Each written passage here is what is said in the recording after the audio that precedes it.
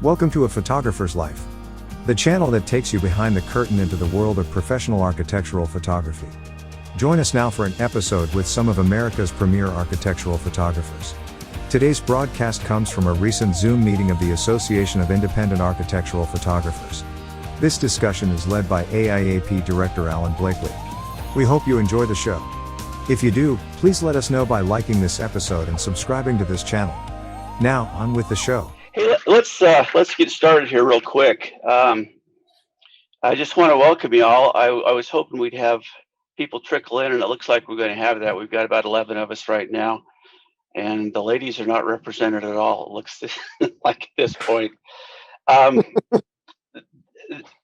think what we'd like to do is do this on a once-a-month basis, and being probably the last Friday of the month is what we've kind of talked about. So I think that's about where we're going to be on this, and do it on a monthly basis, and then have this available as a podcast the following week, so that if you miss it, you'll be here. You know, this first meeting is just kind of, let's see how this goes, and let's get acquainted and lay some foundation for doing this and making it productive in the future. We'd like to have you submit topics for consideration ahead of time, so that we do have an agenda to work from on upcoming meetings. Whatever is important, there'll be some commonality. I'm sure that there are things that everybody's concerned about, wants to talk about, and so we'd like to cover in a 60-minute time block. We'd like to cover 3 or 4 subjects, and see if we can make sense of things and help each other out in this way. The podcast, like I say, is going to be publicly available. If you're concerned about your public persona, then you may not want to participate. I don't know. I think it's going to help you, because we're going to market this to, SMPS is one of the ones that we've talked to this past week. And we're trying to convince them to put a link on the SMPS website. So some of you are already members of SMPS as associates and things like that. That's one of the groups. The AIA is another one. We haven't approached ASID or IIDA. There's D. We've got a woman finally with us. Okay, so that's kind of where we're headed with all this. And today I have some topics that I thought I'd just kind of throw out there to just get started with some things that I've learned over the past couple weeks when I haven't really been all that busy as the year's gotten started. It sounds like most of you are doing pretty well. Would that be kind of the consensus, that things are okay? No. Okay, Gary's telling me no. Tell me more, Gary. Oh, it's just been rough. It's really strange that in the last few years, it's like January hits and all of a sudden I get just an amazing amount of jobs that just flourish real quick. Mm-hmm. And then they just peter out. And 2020 started that way before COVID really kicked in. And so much so that I even decided, hey, it's time to upgrade some glass. And so the rest of the year just kind of really went downhill from there. Got some contractors that have been clients of mine for a while now, and some other past clients, and a couple of surprises along the way. But the year itself has been totally abysmal. But full disclosure, I'm staring down the barrel of retirement, so I'm not out there beating the pavement either. Okay. All right. But no, nothing flying high. Well, this is Tom. Hi, Tom. Wolf. We have had a banner year. We're in a market that's really hot, housing-wise, since everybody's trying to move to Florida and Texas. Our business from 19 to 20 was up 17%. So we had a great year, and the year before we were up like 26%. So most of my work, though, is residential. I'm tapping into some of the big real estate brokers in the market here. And I probably do about 60% residential stuff, and the rest is commercial and hospitality. I happen to live in a tourism town, and so we have a lot of Airbnb type activity and bed and breakfast, and it's a historical town, St. Augustine. So a lot of people want to come here. So I feel like I'm in a little bit of a bubble, but I'm thankful for it. But it's just a hot market, and it just seems to be, not a lot of people specializing in architectural photography either. It's mostly events and weddings and that kind of stuff. So they were hit really hard, but our business is doing great. Beautiful. I wanted to bring up a point here at the outset. Most of you have been around for a while and remembered the recession in '09.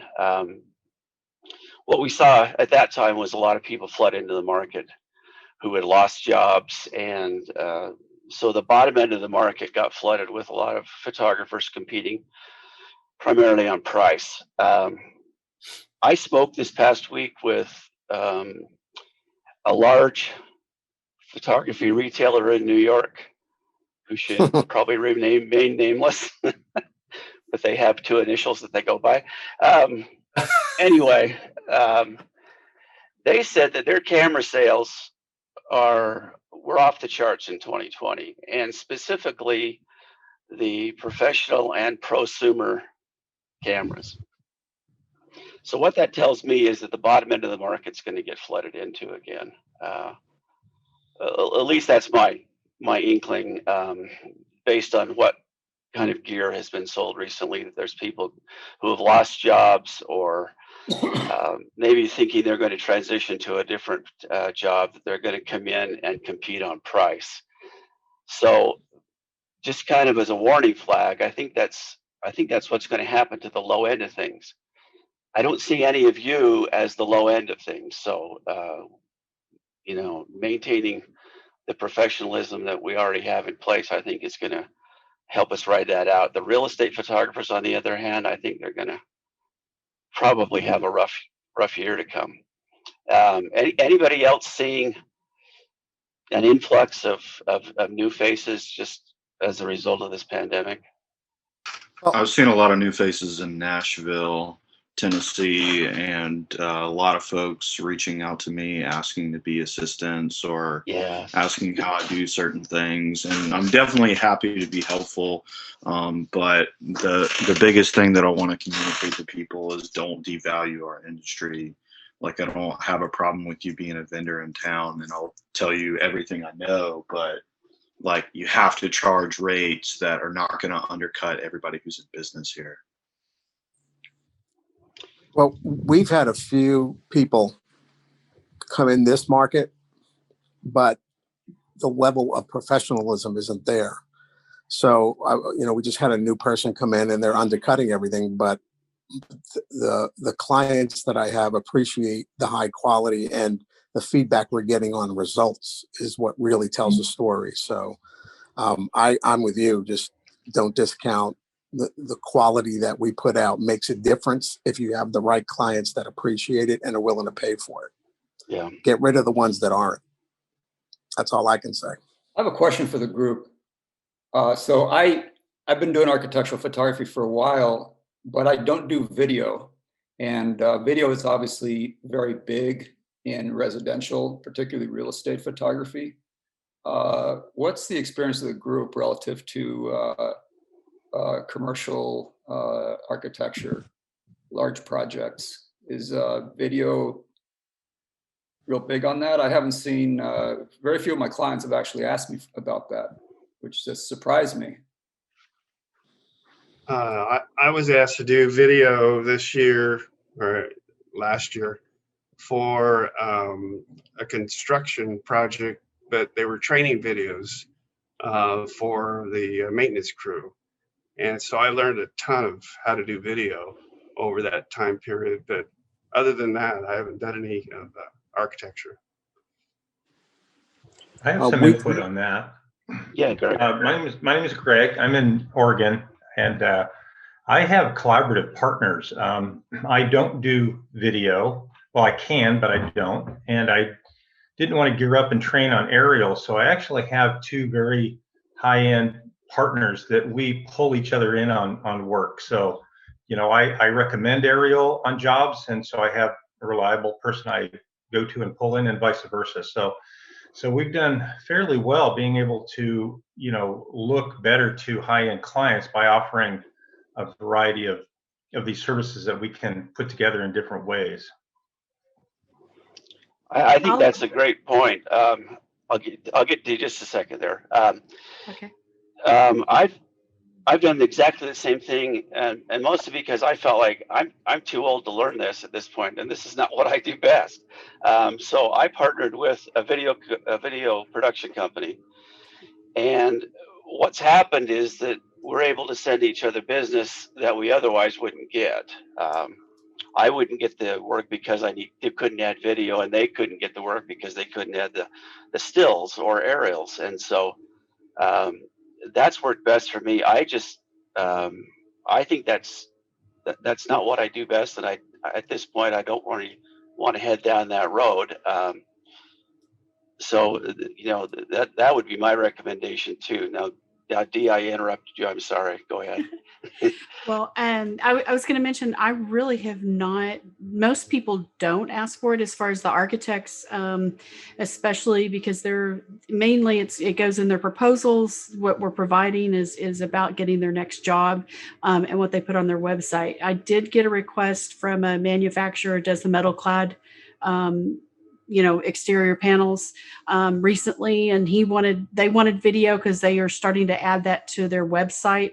There's another manufacturer that does the really big walkable ceiling lights. They wanted video, but it was really about creating a story on their website. So those are a couple of things that I did provide, but not like a complete packaged video like you would do for a real estate listing. So I think there is going to be some trend to that. What I have done with video, I am a drone pilot. I started doing that in 2016 because I felt like it, especially for the larger projects, it was very important, and I wanted to be able to be in control of that. But as far as video is concerned, if I do need sound, I've got a sound guy. I don't try to. It's a little different mentality. What I would say from a video standpoint, to where you have more of a crew. I mean, it's not just an assistant, but I have a video guy that handles the video if I've got anybody that's talking, and then I use an editor that. So I'm not doing that. I can do it. I'm just not efficient at it. And so I want to outsource that and focus on my photography, my still photography, and I also do 360 work. So, but that's high end, not the 360 cameras. Don't even get me started on those. Anyway, but so if you do dabble in video or want to do something like that, the drone is really easy to start with that, and then get a team built up that actually provides those technical pieces so you don't have to do it. So anyway, I think there will be more, but the higher end architects, I'm not sure that they will go there. So. Yeah, I can speak up for it. My primary business is residential in the San Francisco Bay Area, high-end residential architects, contractors, interior designers, and such. Probably 80% of my business, although this week I also photographed a new homeless shelter in San Francisco for a company that provided the steel on that. And I've dabbled with my strong point is still photography, ground-based still photography, providing stunning photos for my clients. And occasionally I've tried other things on my own, video and time lapse and drone. And what I've come back to is, stick with what I'm good at and outsource the other, like you folks have been saying, outsource the other needs. And although the drone, I find the drone quite useful to have my own license and fly. So if I'm flying a couple times, I have like a house on a hill, and I can put a drone up in the air and 20 minutes or so, I can get some really nice shots of the project and just incorporate it into my own services. So that's it. And then here in the San Francisco Bay Area, the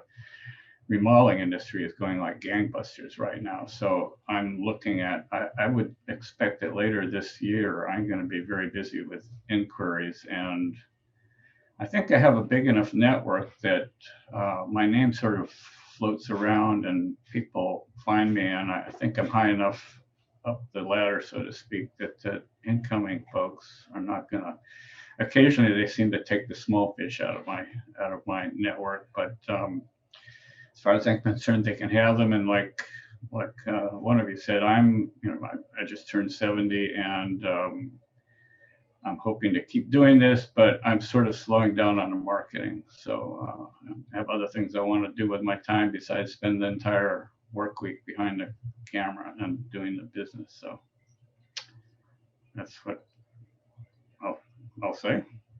Yeah. Pablo, does that answer what you were asking there? Yeah, pretty much. Actually, my wife is a real estate agent, and she keeps pushing me, and you got to do video. You got to do video.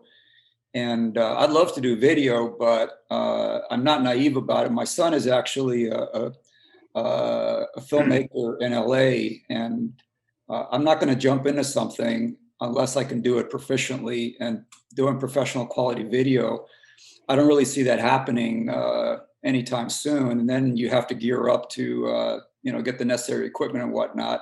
Maybe I'm being lazy, I don't know, but my clients haven't really asked for it. And I'm still able to provide them with work that raises their eyebrows, which is a reason I think they hire people like us. Once they see how transformative a photograph can be to their projects, they get excited about it.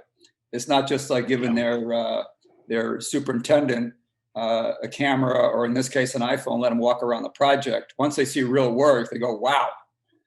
And as long as that's the case, I'm not inclined to get into video.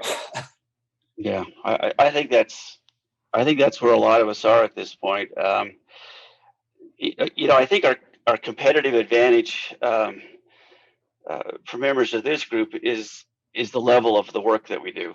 That great work is always the best competitive advantage. That we're not going to compete on levels of price and things like that, but it's the fact that, like you said, Pablo, that people are going to see something that they haven't seen before if they have one of us come in.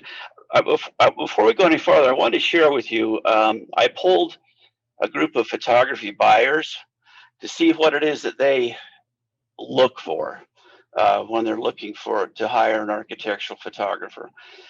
These are from major markets and both interior design and architectural firms, as well as commercial contractors. I didn't really look at the residential builders at all, but what they told me is that they wanted to immediately be impressed when they landed on the website, that as they click through, that it's those first few seconds that really are important to them. And the next thing that they wanted was they wanted to know how to get in touch with the photographer as the easiest way possible. That they wanted to be able to find an email link and a telephone number, and not necessarily have to fill out a form. The forms were great if they needed to explain a project, but they felt like there were a lot of sites they were landing on where the only option was to fill out a form. Rather than click on an email link, or even since a lot of these folks are using their phones. The mobile traffic that we've seen through the website has just really skyrocketed. And I know that's a lot of photographers, but there are a lot of buyers doing that as well. So if they can click on a call me now link, a telephone link, that's important. So I just wanted to share those two things with you, that we could probably take a second look, or have somebody else take a second look at our personal websites and maybe see if there's some improvement to be had there. Because the click through, we're focused on getting that click through for you. But once that happens, then there's got to be some other things that are there to attract that buyer. So I just wanted to pass that on to you. I noticed that we had Linda join us here, so we have two of the women contingency on now. You know, when the AIAP will be 20 years. Yes, the AIAP will be 20 years old this year. And when we started the AIAP, it was 60% women. Wow. The industry has changed dramatically. I don't know if those of you who have been working that long, remember that most of the shooters for, the big firms and big magazines were generally women. This was a kind of a women-dominated industry. That's shifted and kind of turned upside down. I'm not sure what happened, but ladies, we're glad to have you back. Thank you. Glad to be here. Thank you. I wanted to bring up one other point here that was mentioned in discussions with photography buyers that we've been doing over the last few weeks, and that was with multi-party licensing. Is everybody doing some kind of multi-party licensing on the front end of a job or bids or anything like that? Tell me where you are on that. I'd just be curious to know. I do. Okay. If it's part of the proposal, Mm-hmm. I addressed that right away, and it's gotten me bumped off of a few projects. Okay. I found that to be a major part of what I do now. One of the things that I guess has astonished me over the last few years is actually how little large companies want to pay for photography.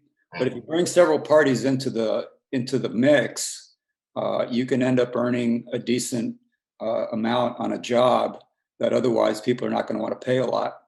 So what I found is typically you'll have, I work for a lot of contractors, so the contractor will be one of the clients. Typically the architect will be another client. The client is often another client, and the engineering firm usually wants some photos too.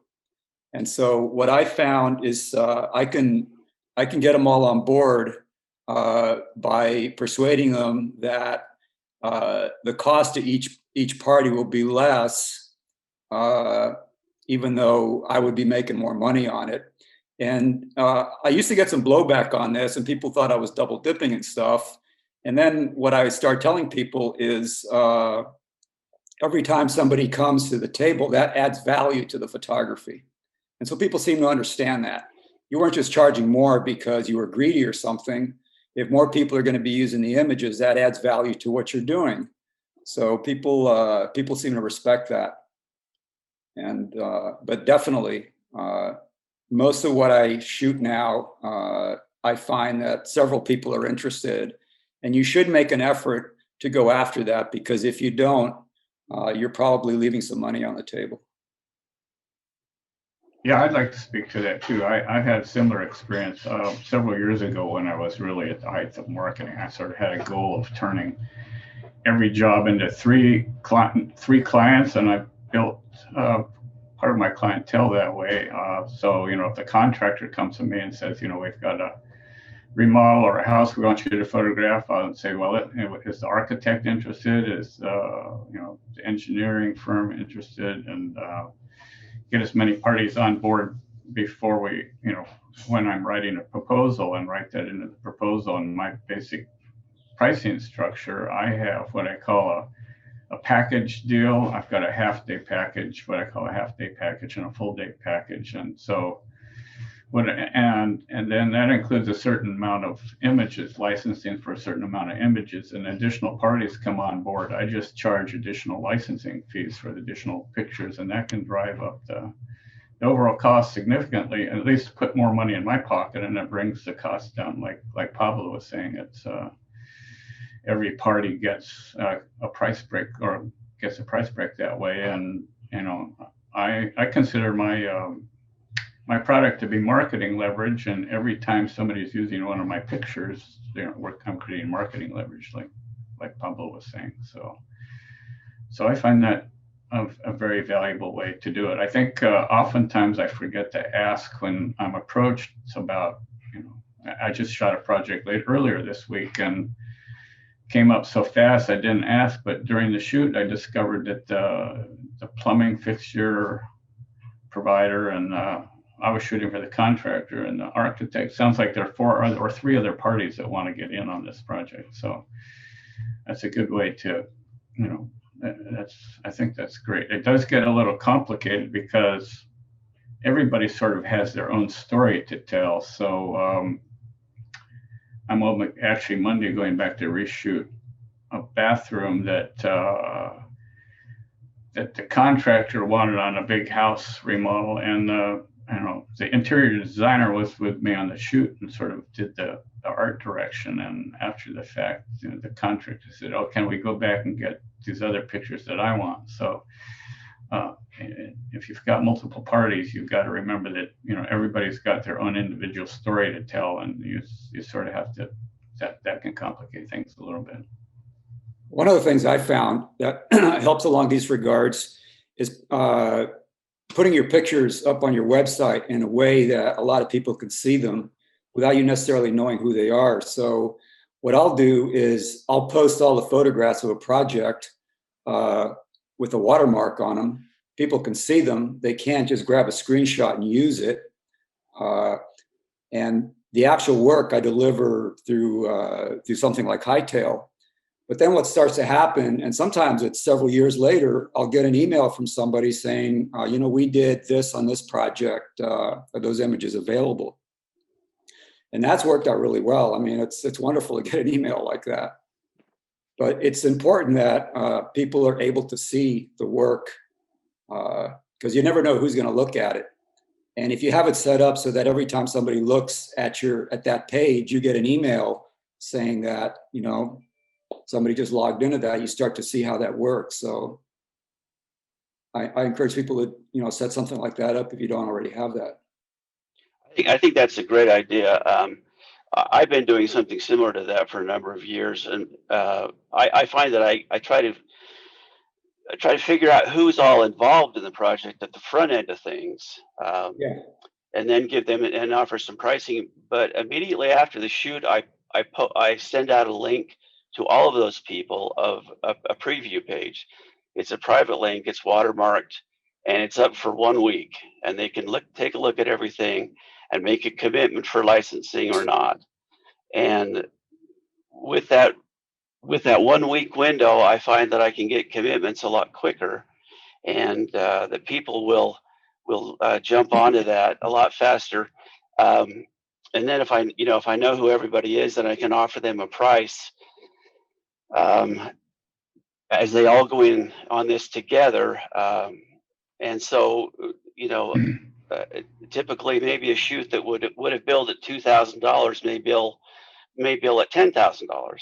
So it's no more work for me, but there are some people that are just a little bit hesitant to say, yeah, let's go, I'm in on this, when they haven't seen the work yet. And so I found that getting some kind of a verbal, yes, I'm interested at the front end, and then posting that preview website kind of seals the deal. And the last few years, licensing beyond the base fee has accounted for about 40% of our billing.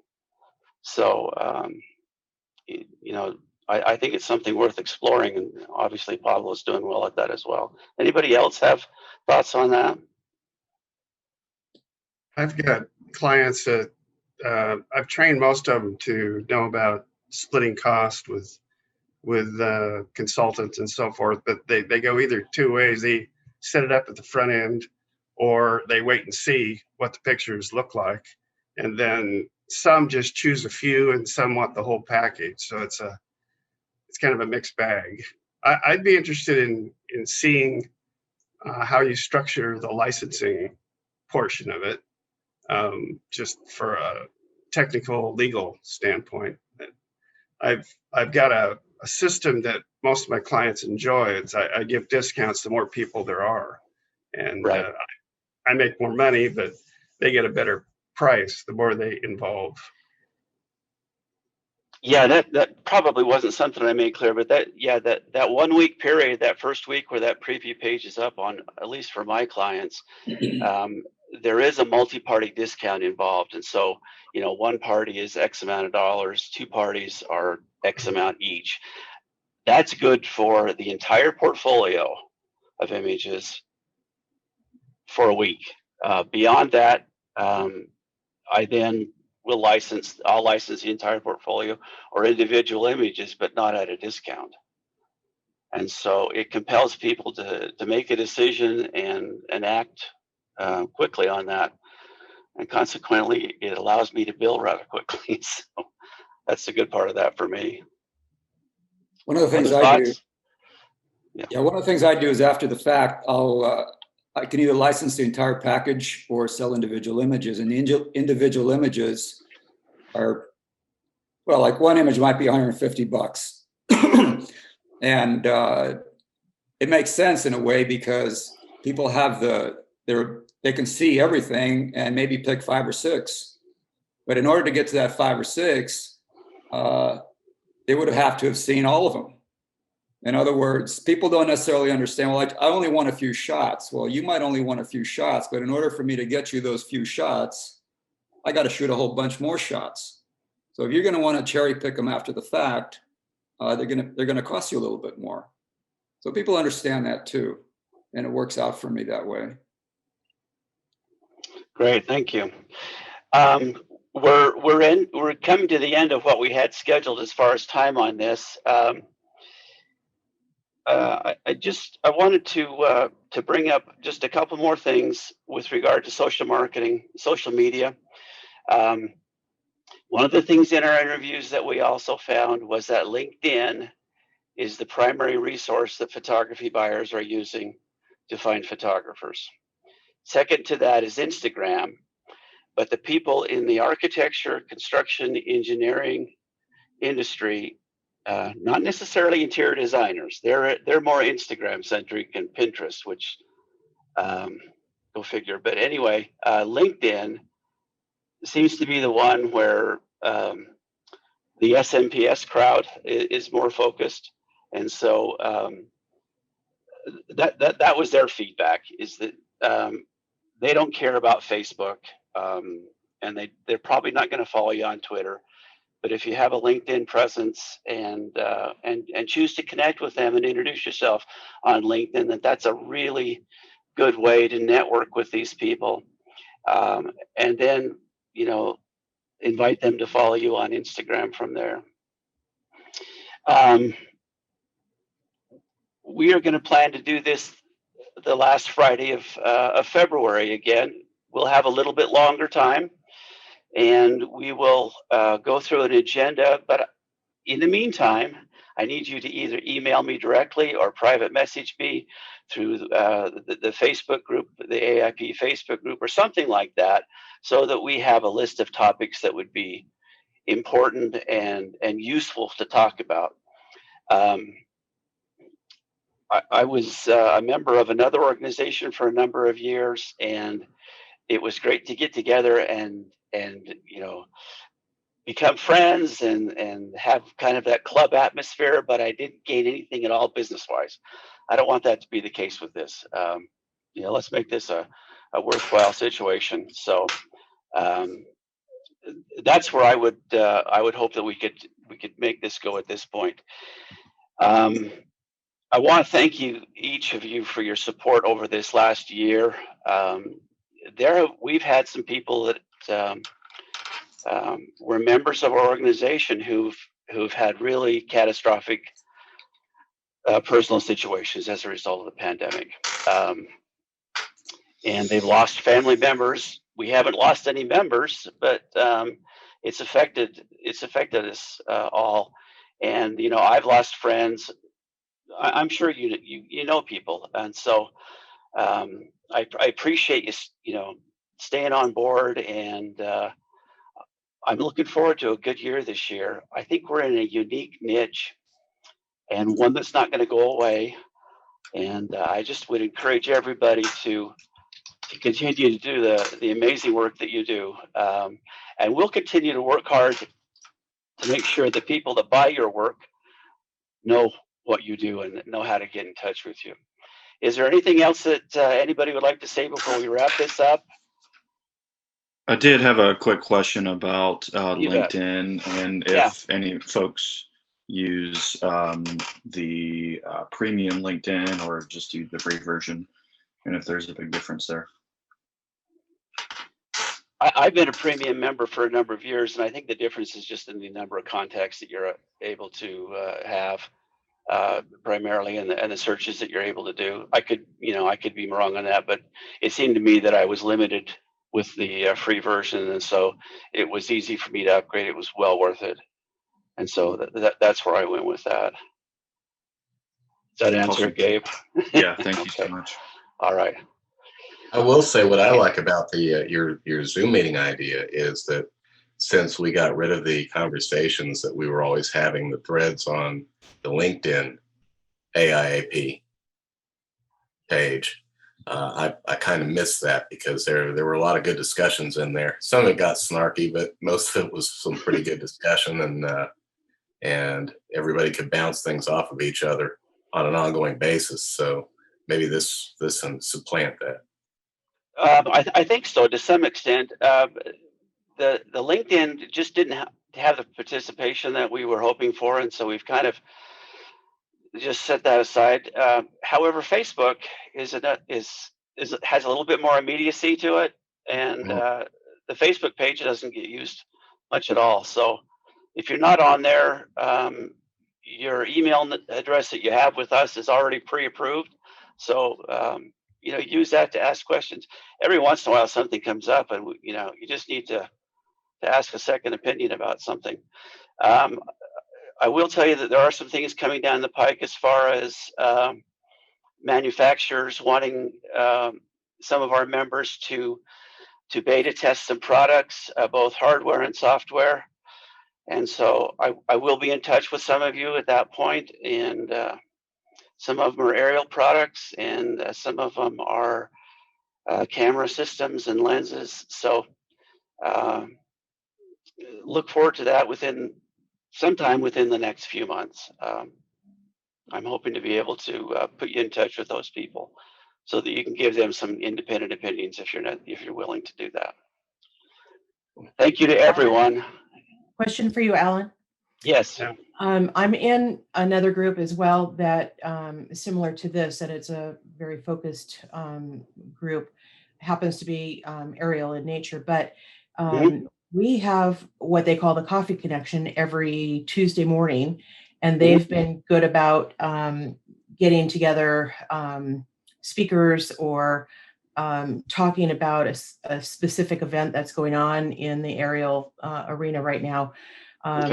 So I really love this. This is the first time now you get to see faces with names in our group. I love that.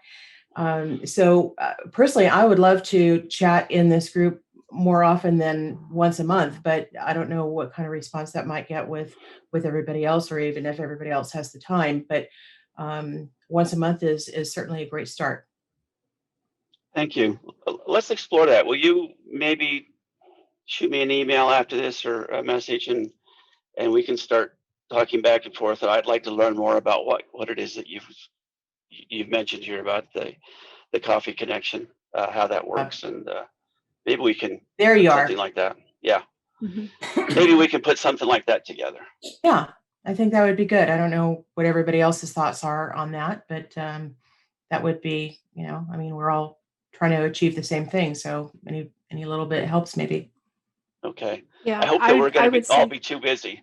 Well, that would be a lovely problem to have, don't you think? That if we don't have the attendance because we're all out working.